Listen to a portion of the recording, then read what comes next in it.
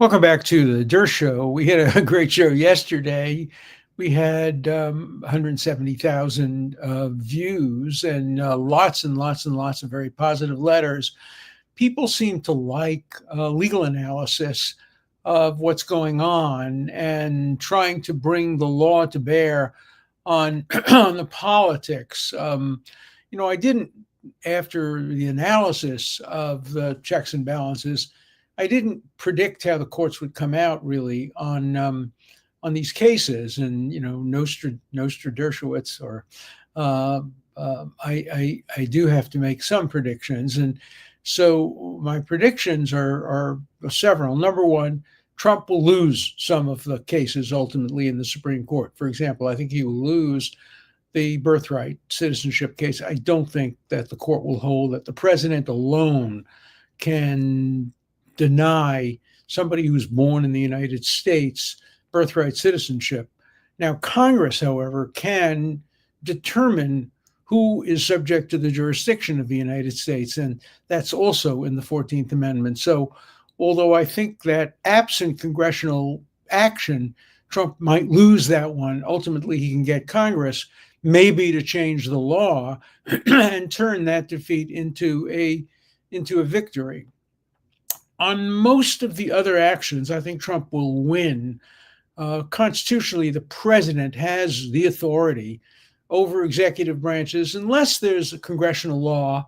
And there are some congressional laws which limit the power of the president over administrative agencies. The Administrative Procedure Act imposes some limitations. To the extent that the executive authority lies with the president, there are constitutional questions about these statutes, which will eventually be resolved by the Supreme Court. So the only prediction I'm willing to make right now is that the president will win some and lose them. Then I'll make another prediction, and this is not a prediction. I was going to make it as a prediction, but then I watched President Trump's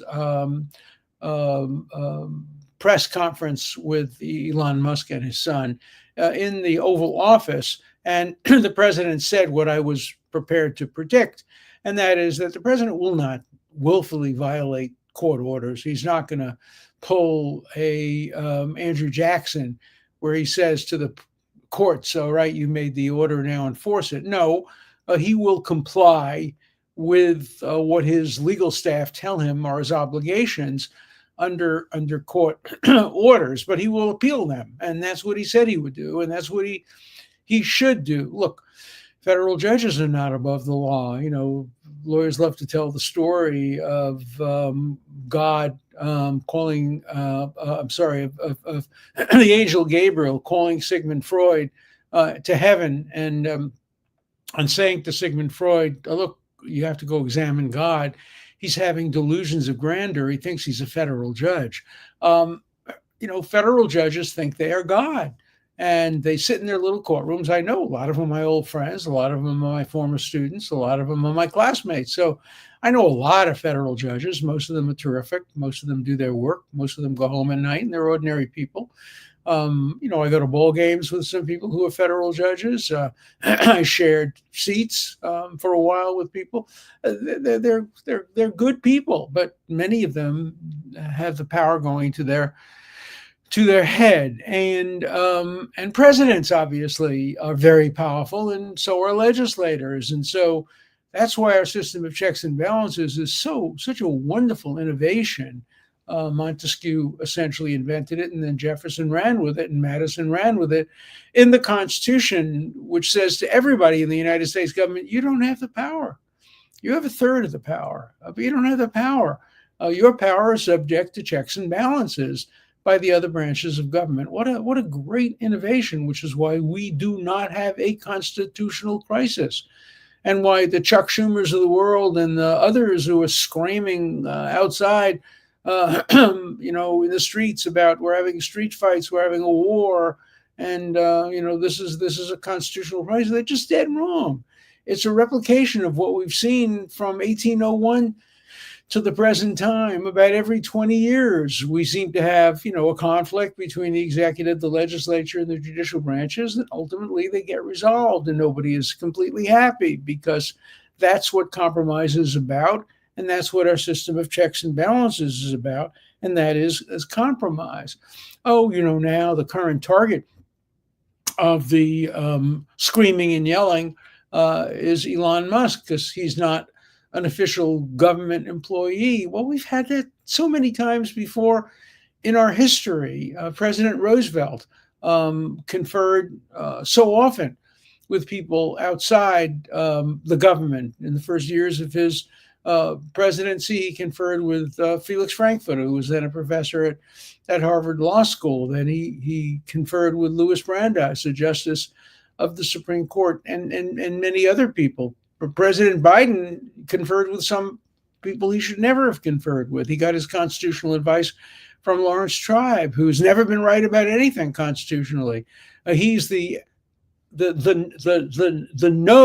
Nostradamus of the legal profession. All his predictions turn out to be wrong, as almost all the predictions on CNN turn out to be wrong, because they're not predictions. They're ideological attempts to influence the outcome by trying to create self-fulfilling prophecies. The only reason my predictions are better is because I don't try to have my politics influence my predictions. I predict based solely on my experience and my expertise, and my very, very extensive knowledge of of the history. And I'm not always right, but I'm more often right because I don't allow ideology to put its thumb on the scale of my thinking.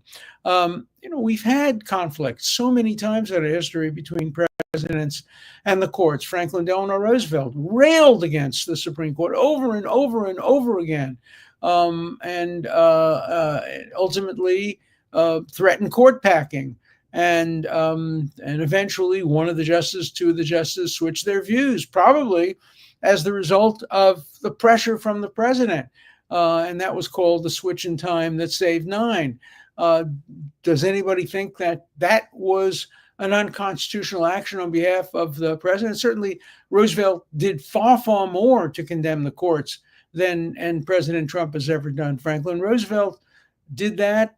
So did Abraham Lincoln, and so did Thomas Jefferson. Much, much more, and Andrew Jackson. So let's not overstate the nature of the constitutional disputes that are going on. Each of the three branches is testing their authority, and ultimately, under our system, decisions will be made. And the Supreme Court does not have the last word. There's always the amending process to the Constitution, which has occurred only, 24 or so times in our history, but nonetheless, that's an available option. Also, there are many constitutional decisions made by the Supreme Court that essentially, effectively, can be overruled by Congress. That sounds surprising, but it can be done. Congress can do a lot of things that have the effect of overruling Supreme Court decisions, and they've done that. They've done that over the years, and so we're the key point today at the press conference is President Trump's unequivocal statement that he always obeys the court and then appeals and seeks a stay. That's what a president should do. Okay, so let's turn now to President Trump and foreign policy. We know today he met with King Abdullah. I've met with King Abdullah. I met with him in the palace of the Jordanian government in Amman. I met with his father, and his father and I shared the same cardiologist, and so we schmoozed when we met. My little daughter, she was then, I don't know, 7 or 8 years old, was with me in the palace, and King Hussein picked her up and kissed her, and my daughter didn't like to be kissed. And I thought my daughter was going to slug the king, and we'd end up in Jordanian prison. But she curtsied and was very nice and shook his hand, so we survived. It was a meeting today, and clearly at the end of the meeting, King Abdullah indicated that he wasn't going to be wanting to get into a fight with President Trump, and he said he'll do what's best for his country, and he will. And but what will be best for his country would be to cooperate with President Trump. And so, and I think there'll be a meeting before long with the leaders of Egypt, the leaders of Lebanon, Syria, other countries in the Middle East, to perhaps Saudi Arabia. And this is a president who I think can achieve results that previous presidents were unable to achieve. The worst president on the Middle East was without a doubt Barack Obama. At least Jimmy Carter, who was terrible after he was president, did something while he was president. Obama did nothing except weaken Israel, weaken the United States, strengthen the enemies of America, strengthen terrorism, and he will go down in history as an abysmal foreign policy president, particularly during his second term. He emboldened Iran. If there's one person who's responsible for Iran's strength, and which means also the strength of Hezbollah and Hamas and the Houthis, that's going to be President Obama. He played an ignoble role. He got the Nobel Prize. He should have gotten the Ig Nobel Prize, but he was in good company. So did Yasser Arafat get the Nobel Prize, and then he went on, after getting the Nobel Prize, to engage in massive terrorism, killing thousands of people, Israelis and Palestinians alike.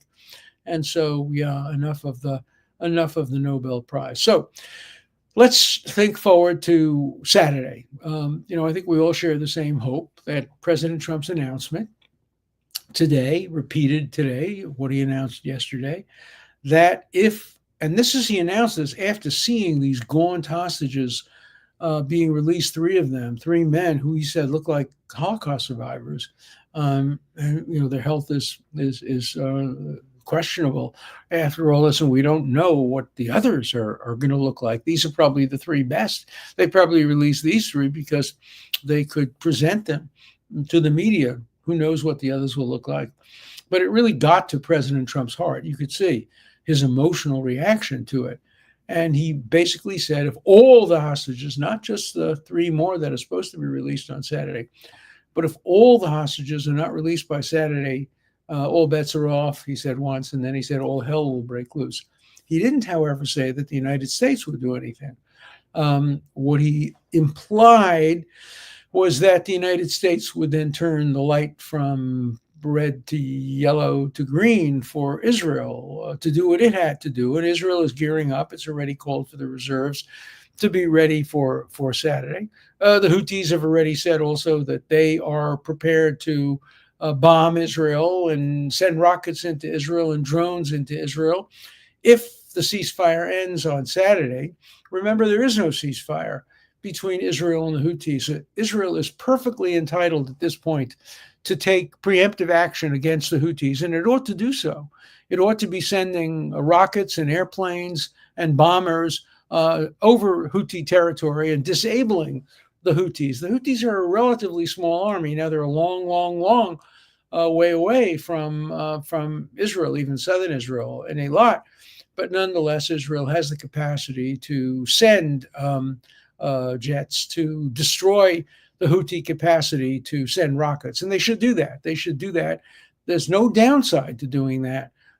They should also send a message to Iran saying, if there's a resumption of attacks by you, Iran, or your surrogates, Hezbollah, Hamas, and the Houthis, our next target will be your nuclear reactors and your oil reserves. That's a threat that Israel can carry out now that it's destroyed most of, not all, but most of the air defenses. And, obviously they've sent for more air defenses, and Russia has apparently sent some more air defenses, but Israel has proved it can get through. And I think it would have the cooperation at this point of the United States, if not its own active involvement. The United States will not be asked to put boots on the ground in Israel's 76 years of existence. It's never once, even when its own existence was threatened in 1948, never asked America to put boots on the ground. It's asked America for military aid.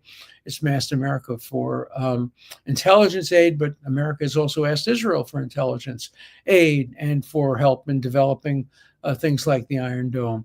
So what would Israel do? I mean, obviously, Prime Minister Netanyahu is in a tough box. He is being encouraged by the President of the United States to, if the ceasefire ends, to go forward and give hell to Hamas. On the other hand, Hamas still has, we don't know how many live hostages are. We know that the approximate number of live and dead are around 75. How many of them are alive? How many of them are like the Gaunt Three that we saw last Saturday? We just don't know the answer to those questions. And so, what can Israel do? Right from the beginning, I've always said that Israel ought to be threatening a retaliation of a different sort in the event that hostages are killed. And it should say unequivocally that we are going to annex 1 square mile of land every time a hostage dies. And we will never give back that land. And there are other things, no matter how the Gaza issue is ultimately resolved, it can't be returned to the status quo, as I've mentioned before. Even if the Hamas and Palestinians are allowed to stay in Gaza, which President Trump said they shouldn't be allowed to stay, surely they shouldn't be allowed within 2 miles of the Israeli border. There's no doubt that Israel ought to completely annex 2 miles along the entire border and make that a buffer zone in which there are no Gazans permitted ever to walk with electronic fences 2 miles. Yes, 2 miles away from Israel. Yes, that will require displacement of some farmers and some farms, and probably not very many, but some people. That's what happens when you attack a country. You lose land. That's what happened when Germany attacked countries. That's what happened when other countries attacked. You lose land, and people have to move. That's the nature of warfare, and there's nothing illegal about it. International law is determined by precedent, not by what's in the books written by academics from their ivory towers.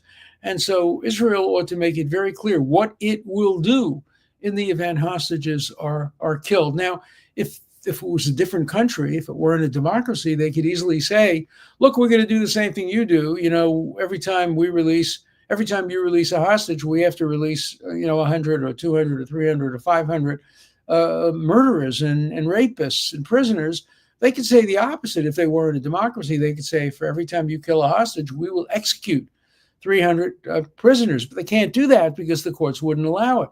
The Israeli democracy won't allow the execution of people, even people who have been sentenced to life imprisonment for a murder, a mass murder. Israel doesn't have the death penalty except for crimes committed during the Holocaust, and those crimes obviously are over, hopefully, for the future. So, Israel's options are limited. In fact, the Supreme Court of Israel some years ago, what happened is in Lebanon, hostages were taken, and Israel took hostages and said, we'll exchange our hostages for your hostages. And the Supreme Court of Israel said, no, you can't do that. We're not Lebanon. We're not Hamas. We're not Hezbollah. We're a democracy, and we don't take hostages. So, as I've said before, quoting my friend Aaron Barak, the former president of the Israel Supreme Court, when democracies fight against terrorism and hostage taking, they fight with one hand tied behind their back because they can't do the things that the terrorists do. They have to play by the rules. It's like going into a boxing match and one of the boxers has to wear gloves and has to obey the rules and can't hit below the belt. And the other boxer can be bare-knuckled and hit wherever he wants to hit. That's the way asymmetrical warfare is conducted between democracies on the one hand and tyrannies and terrorists on the other hand. You wouldn't believe that if you saw the UN or Doctors Without Borders or Amnesty International. You'd think the villains here were the democracies who are playing by the rules because they demand of the democracies a double standard compliance with the rules that no other democracies have to comply with. And Israel has to stop listening to organizations like Doctors Without Borders, Amnesty International, the United Nations, the International Criminal Court, the International Court of Justice. These are not objective institutions interested in the rule of law. They are anti-American, anti-Israel, anti-Western institutions that want to see Israel destroyed, first in the marketplace of ideas, and second, literally on the ground. So what will Trump do? What will Israel do if the hostages aren't released on Saturday? My prediction, again, it's just a prediction, is that Hamas will release 3, or the number, whatever it was, that they promised to release on Saturday. So they will comply with their obligation under the ceasefire. but they will not release all of the hostages. They're not suddenly on Saturday going to bring, 45 living hostages and 30 bodies to the border and give them over to Israel. That's not going to happen. I don't think. And then we're going to have to see what Trump says and what Trump does. At this point, Israel will want to comply with the ceasefire and get more hostages back under phase one. And then the question is, what do you do under phase two? Israel hasn't yet agreed to phase two. And Trump probably would say to Netanyahu, don't agree to phase two unless you get all the hostages back. But of course, phase two involves getting the rest of the hostages back, but in exchange for a variety of things. So we just don't know what's going to happen on Saturday. It will be interesting. Of course, Saturday is the Jewish Sabbath, but a Jewish law permits anything to be done to save lives. It's a concept called pikuach nefesh, the saving of lives, and it comes before anything. And so you can, if you're an Orthodox Jew, fly an airplane, ride a car, perform needed surgery to save lives. And so, Israel will be actively involved in the process of getting hostages returned. Indeed, one of the highest mitzvot, one of the highest positive commandments of Judaism is the return of hostages, the return of people who have been captive. This goes back to the Bible, where there are stories, obviously, of hostages being helped and retrieved. And so Saturday will be a very, very interesting day. I think we all hope and pray that at the very least, Hamas will comply with its obligation to release the hostages it promised to release on Saturday. If they don't, the deal's off and the war will start again, and Israel will decimate, and the New York Times will condemn, and CNN will condemn, and CNN will show pictures of dead babies, and they won't explain that these dead babies are Sinwar's babies, that they were purposely selected by Sinwar, now dead, and his followers in order to get killed so that their pictures can be shown on CNN. CNN will not explain that it has blood on its hands. It will not explain that some of these dead babies are the direct responsibility of CNN and the New York Times for failing to report fully on why these people are dead. They're dead because of CNN. They're dead because of what Sinwar himself acknowledged is a dead baby strategy. Yeah, Sinwar says, we want Israel to kill as many Gazans as possible. The younger, the better. The more babies, the better, because then they look terrible. And Amnesty International condemns them, and college students march. That's the policy. And if CNN and the New York Times and other left-wing media didn't play that game, didn't fall into that trap, there would be fewer and fewer and fewer hostages taken, fewer and fewer people killed, and more and more of a movement toward peace. But that's not the way it works. If it bleeds, it leads. CNN doesn't take responsibility.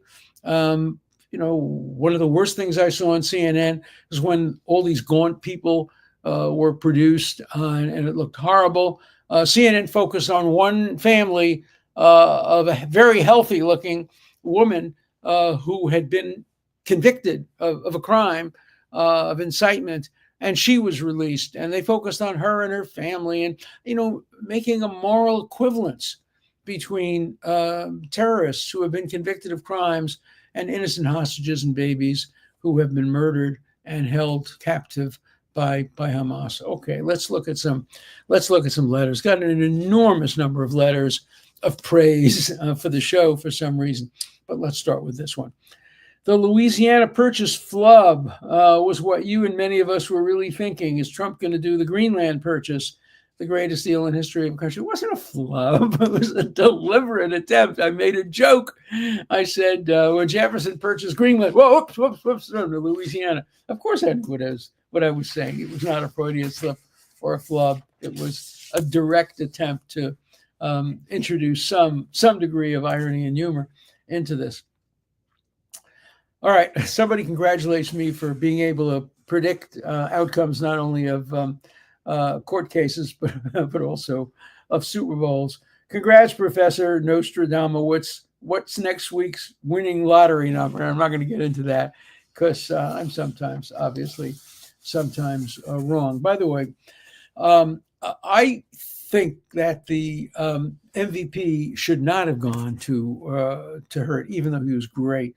I think they should have changed the rules and given the MVP to the Eagles defense, the Eagles defensive line. That's what won the game. The ability of the Eagles line to get at Mahomes, that was the winning approach. But I've never seen that done. So I doubt it. I doubt it will be done. I'm surprised that a man of such wisdom wasted his time watching football, like watching pro wrestling. No, it's not like watching pro wrestling. Every pundit predicted the Chiefs. It was not a good game. I liked the first few minutes, and I liked the outcome because my son is a big Eagles fan and was at the game. My grandson, rather.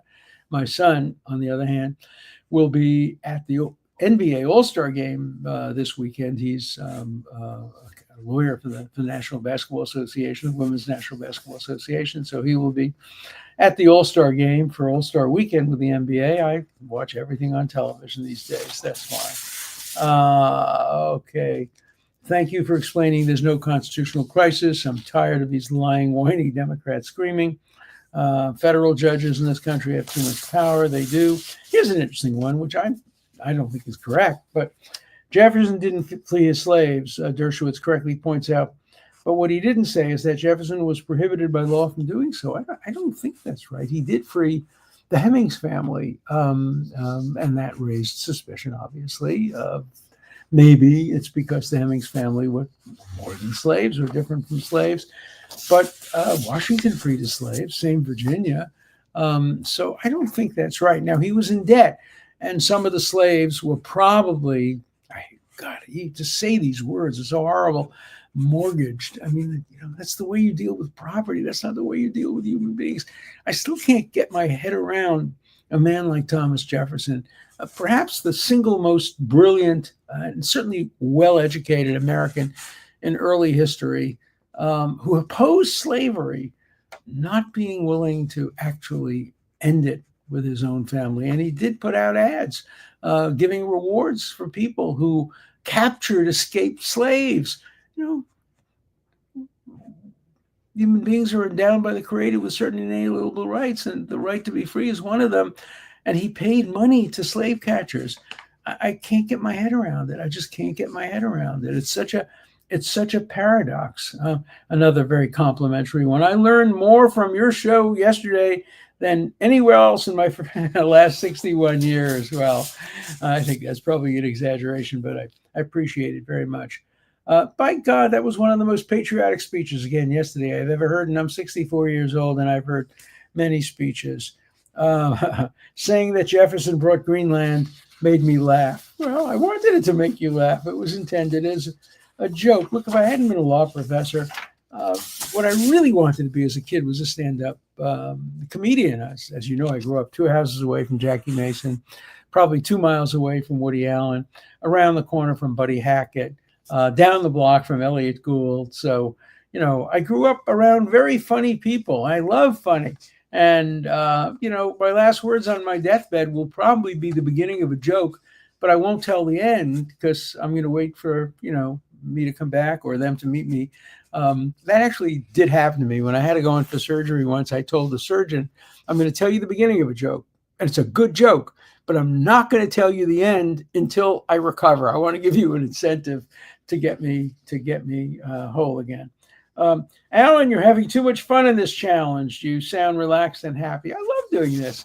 It's a little like doing the teaching, which of course I loved for 50 years. I don't think I would love teaching today with so many radical faculty and students and administrators, but I love being on this channel, and I want to stay on this channel as long as I can. So please tell your friends to tune in. Tell them what they're missing. Tell them they can get a free law school education without paying. And they don't get a diploma, to be sure, but at least they'll know a little more than they knew before. So thank you for watching, and thank you for telling your friends to watch. And I'll see you tomorrow.